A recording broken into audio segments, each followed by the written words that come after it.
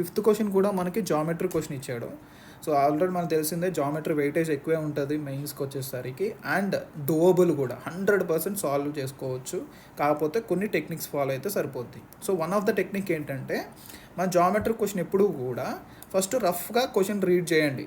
Read చేసి నీకు ఆ రీడింగ్లోనే క్వశ్చన్ అర్థమైపోవాలని అనేదేం లేదు. సో నువ్వేం చేస్తావంటే రఫ్ రీడింగ్ ఇచ్చి ఫస్ట్ రఫ్ స్కెచ్ చేసుకోండి. రఫ్ స్కెచ్ చేసుకుని వాడు ఇచ్చినవన్నీ మార్క్ చేస్తే నీకు సగం క్వశ్చన్ అక్కడే సాల్వ్ అయిపోతుంది. నీకు అర్థమవుతుంది క్లియర్గా, అండ్ ఈజీగా సాల్వ్ కూడా చేయొచ్చు. సో ఎలా అనేది ఇప్పుడు చూద్దాం. ఇప్పుడు ఇదే క్వశ్చన్ ఉంది. సో ఫస్ట్ మనం రఫ్గా రీడింగ్ ఇచ్చుకుందాం. y² = 12x ఒక పారాబోలా ఉంది. వర్టెక్స్ ఏమో O అంటున్నాడు.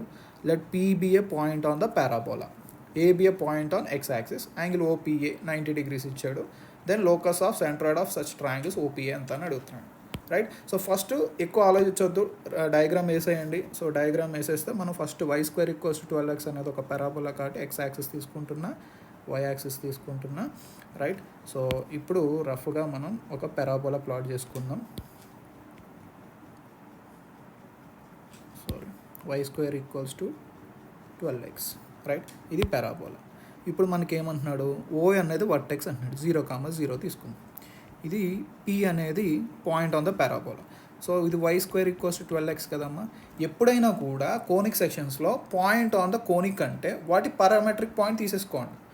ఆల్రెడీ మనకి పారామెట్రిక్ పాయింట్ ఆఫ్ పారాబోలా తెలుసుగా మనకి, AT² 2AT. రైట్. సో ఇక్కడ మనం కంపేర్ చేసుకుంటే y² = 4axతో కంపేర్ చేసుకుంటే A ఈజ్ క్లియర్లీ 3 కదమ్మా. సో దాన్ని బట్టే నేను ఇది రాస్తున్నా. 3t² 60 is the point. Right. So ఎప్పుడైనా పాయింట్ ఆన్ ద కోనిక్ అనగానే పారామెట్రిక్ పాయింట్ తీసేసుకోండి. చాలా క్వశ్చన్స్ అక్కడ ఈజీగా సాల్వ్ అవుతాయి. అంటే ఇప్పుడు సర్కిల్ అన్నాడు అనుకో, సపోజ్ x² + y² = r² అన్నాడు అనుకో, పాయింట్ ఆన్ యర్ సర్కిల్ అనగానే ఏం తీసుకుంటారు, r cos θ, r sin θ. సిమిలర్గా ఎలిప్స్ అయినా హైపర్బోలా అయినా ఇట్లానే పారామెట్రిక్ పాయింట్ కింద ఎజ్యూమ్ చేసుకోండి. రైట్. సో P వచ్చేసింది మనకి. A is a point on x axis అన్నాడు కదమ్మా. A be a point on x axis అన్నాడు. యాంగిల్ OPA ఈజ్ 90 degrees అన్నాడు. సో OPA 90 degrees అయ్యేటట్టు మనం A అనే పాయింట్ తీసుకోవాలి. సో ఇది OPA ఇది 90 సరిపోతుంది కదరా.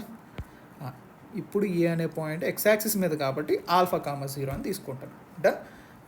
ఇప్పుడు మనకి ఈ పర్టికులర్ ట్రయాంగిల్స్కి సెంట్రాయిడ్ వస్తే, అంటే ఇప్పుడు సెంట్రాయిడ్ వస్తే ఆ సెంట్రాయిడ్ యొక్క లోకస్ అని అడుగుతున్నాను. లోకస్ ఎందుకు వస్తుంది అంటే P అనే పాయింట్ వేరీ అవుతూ ఉంటుంది కదా, డిఫరెంట్ పాయింట్స్ వస్తూ ఉంటాయి కదా. P వేరీ అయితే A కూడా వేరీ అవుతుంది. అప్పుడు మనకి డిఫరెంట్ ట్రయాంగిల్స్ ఫామ్ అవుతాయి. ట్రయాంగిల్స్ ఫామ్ అయితే డిఫరెంట్ సెంట్రాయిడ్స్ వస్తాయి. రైట్. సో ఇప్పుడు నీట్గా నువ్వు ఏం చేయొచ్చు అంటే, O అనే పాయింట్ ఉంది, P అనే పాయింట్ ఉంది, A అనే పాయింట్ α,0 ఉంది కదా. సో దాన్ని ఫైండ్ అవుట్ చేద్దాం. ఎలా ఫైండ్ అవుట్ చేద్దాం, ఇది యాంగిల్ OPA 90 degrees ఇచ్చాడు కాబట్టి ఈ రెండు పర్పెండిక్యులర్ కదమ్మా. సో మనం ఏం చేద్దాం అంటే స్లోప్ ఆఫ్ OP క్యాలిక్యులేట్ చేద్దాం. ఏమొస్తుంది మనకి, 60 - 0/3t² - 0 అంతే కదా. y2 - y1/x2 - x1. So you will get 2/t. Okay. అప్పుడు ఇది OP అండ్ OA పర్పెండిక్యులర్ కదమ్మా. OP ఈజ్ పర్పెండిక్యులర్ టు PAకి పర్పెండిక్యులర్ కాబట్టి slope of OP into slope of PA should be -1. So దాన్ని బట్టి slope of PA = -1 slope of OP. So అంటే ఏమొస్తుంది, -t/2 వస్తుంది. సో ఇప్పుడు స్లోప్ ఆఫ్ PA క్యాలిక్యులేట్ చేద్దామా. సో P అనే పాయింట్ తెలుసు, A అనే పాయింట్ తెలుసు కాబట్టి 60 - 0/3t²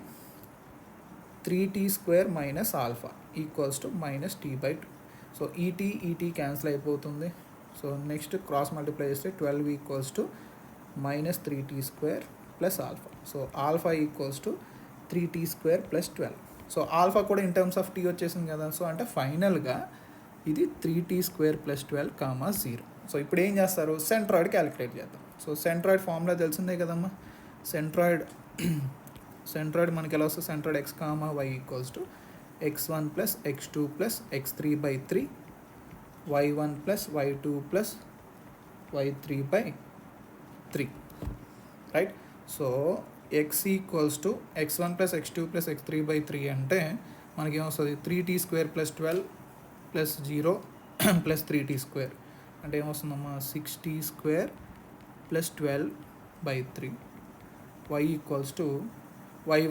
y1 is 0, y2 is 60 and this is also 0. So 60/3 done 2t. So ఇప్పుడు మనం ఏం చేయాలి, ఎక్స్ కామా వై అంటే ఈ ఎక్స్ కామా వై యొక్క లోకస్ ఫైండ్ అవుట్ చేయాలి. So x in terms of t వచ్చింది, y in terms of t వచ్చింది కాబట్టి టీని ఎలిమినేట్ చేస్తే చాలు. T is the parameter and టీని ఎలిమినేట్ చేస్తే చాలు. So what we can do is ఇక్కడ నుంచి T is equals to y/2 కదమ్మా, ఇది తీసుకొచ్చి దీంట్లో సబ్స్టిట్యూట్ చేయండి. అంటే ఏమొస్తుంది, 3 క్యాన్సిల్ అయిపోతుంది కదా finally. X equals to 2t² + 4 అవుతుంది. So 2 × y²/4 + 4. So finally y² equals to 2 times of x minus 4 is the locus of the centroid. So let's check the options. y² equals to 2x minus 4 kadamma, అంటే y² 2x minus 4 అంటే సరిపోతుంది కదా, 2 of x minus 4 right సరిపోతుంది. Third option.